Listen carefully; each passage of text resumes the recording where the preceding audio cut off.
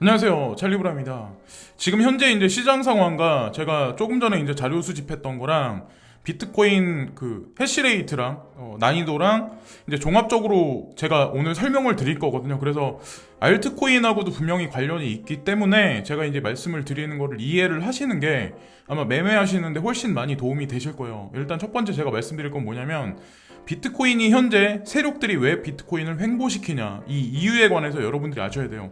여러분들이 다 잘들 아시다시피 이더리움의 주체 세력, 그리고 비트코인을 움직이는 주체 세력, 그리고 전체 암호화폐 시장을 움직이는 주체 세력은 저는 동일한 백사이드 그룹에 있는 어떤 그 근본적인 세력은 하나다라고 이제 저는 계속 생각을 하고 있었거든요. 그러니까 뭐 하위 개념에 있는 뭐 비트코인 10,000개도 안 되는 걸 움직이는 사람들이야 그냥 자그마한 본인들의 사사로운 이득을 취하는 세력이고, 진짜 큰 시장을 움직이고 이 시장을 만든 사람들이 왜 지금 이런 장세를, 비트코인 횡보하는 장세를 왜 만드냐.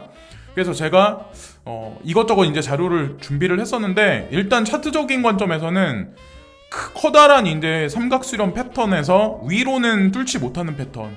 그래서 지금 보면 추세선은 하락하고 있고, 그리고 간간히 9,600달러를 간간히 넘어가려고 하는 시도는 있지만, 이러한 장세가 급작스럽게 뭐 알트코인 시장을 죽일 만큼 지금 현재로서는 일어나지 않을 거라 생각하고, 삼각수렴이 설상된다고 하더라도 여기서 급격하게 떨어져가지고 뭐 9,000불 이하로 급격하게 떨어진다거나 이런 일은 없을 거라고 생각을 합니다. 그래서 하방으로 가봐야 아직까지도 9,300달러, 상방은 추세 하락선, 그래서 9,500달러 내지 9,600달러를 넘지 않는 그 정도 수준을 아직까지 유효하게 지킬 거라 생각하고, 비트코인을 횡보시켜 놔야 그 여러 가지 그들이 가지는 이점이 있거든요. 지금 제가 조금 전에 뉴스를 확인을 해보니까 어떤 게 있었냐면, 비트코인 해시레이트가 95 정도였는데 92.30까지 떨어졌대요. 그래서 지금 중소채굴자들이 많이 나가 떨어지고 있대요. 원래는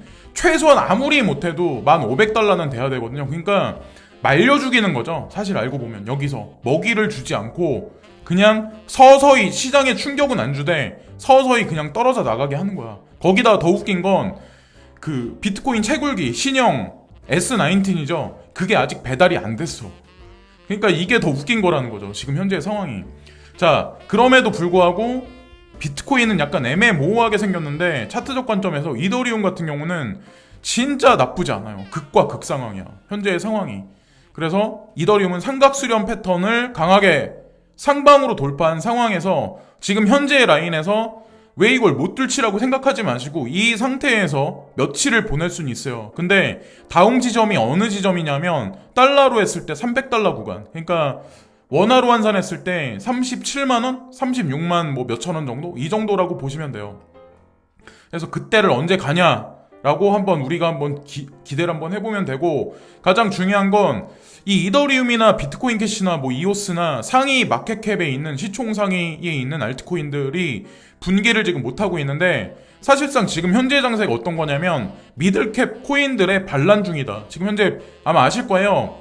네오라든가 뭐 진리카라든가 오미세고가 오늘 12% 다시 원화마켓에서 상승을 했어요.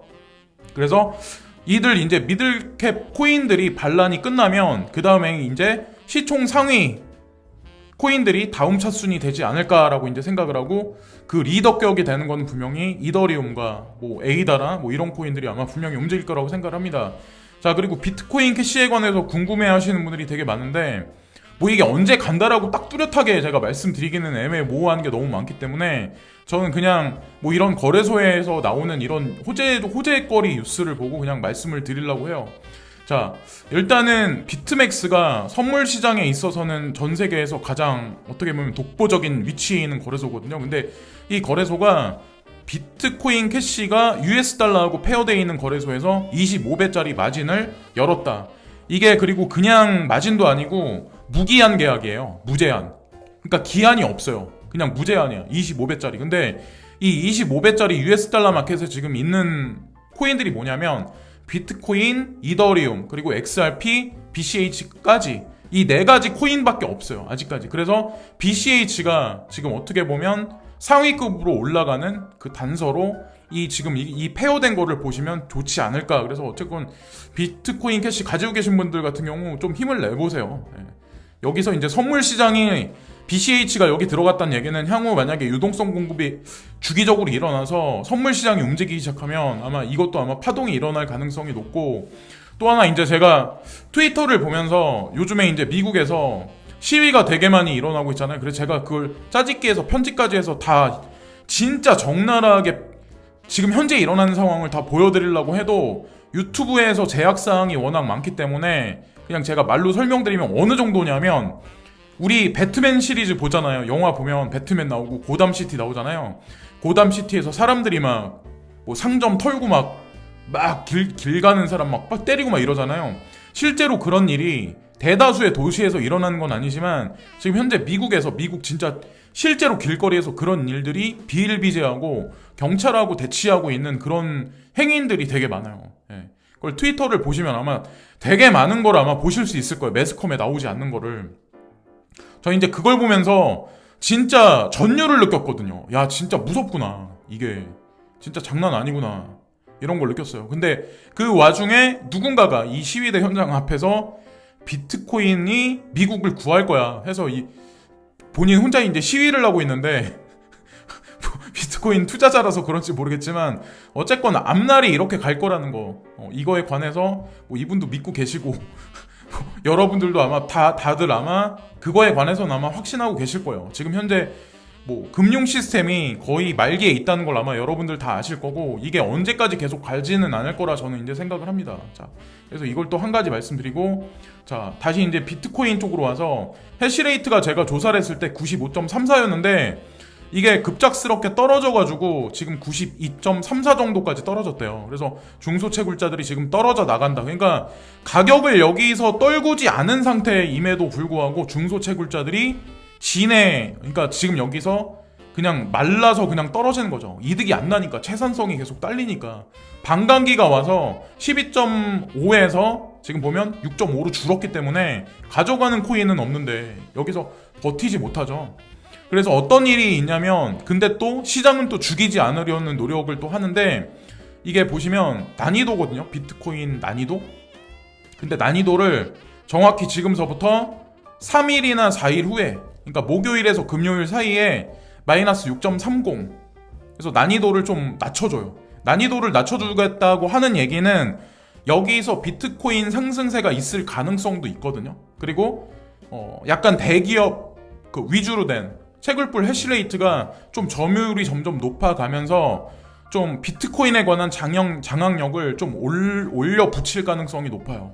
그래서 아마 완급을 조절하긴 할 텐데, 비트코인에 관해서 그 가격적으로 이제 완급을 조절하긴 할 텐데, 어쨌든 변동성이 목요일에서 금요일 사이에 일어날 확률이 높다. 근데 다만 가장 중요한 건 여기서 급작스럽게 뭐 만 달러를 급작스럽게 올라간다고 해서 일시적으로 그러니까 비트코인 페어되어 있는 알트코인 마켓에서 일시적으로 급하락이 있을 수는 있지만, 이게 난이도가 그렇다고 엄청나게 많이 떨구는 건 아니거든요. 그래서 그렇게 많이 미비할 정도 상태로 되고 다시 한번 시장은 안정권에 들어가지 않을까라고 이제 생각을 합니다. 그래서 일단 중요한 거는 목요일에서 금요일 사이가 비트코인의 변동성이 증가할 가능성이 높다라고 생각하고, 여기 보시면 유가 하락으로 미국 광부들이 경쟁 우위 확보를 했다.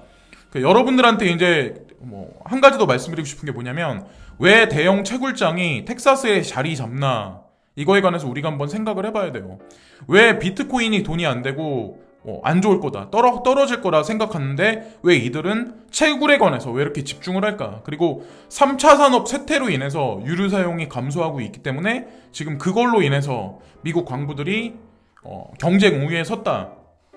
텍사스주에서 미국에서 가장 큰 새로운 광산 사업 중 하나가 열린 것은 우연의 일치라고 생각할 수가 없습니다. 이쪽에 텍사스 보시면 빗메인하고 그쪽이 같죠. 레이어 1이 여기 들어가서 뭐 작년서부터, 그리고 올해 2월달부터 레이어 1은 가동을 했죠. 지금까지 이제 움직이고 있는데 어쨌든 일석이조죠. 예전에 이제 여러분들이 그런 뉴스를 보실 적 있을 거예요.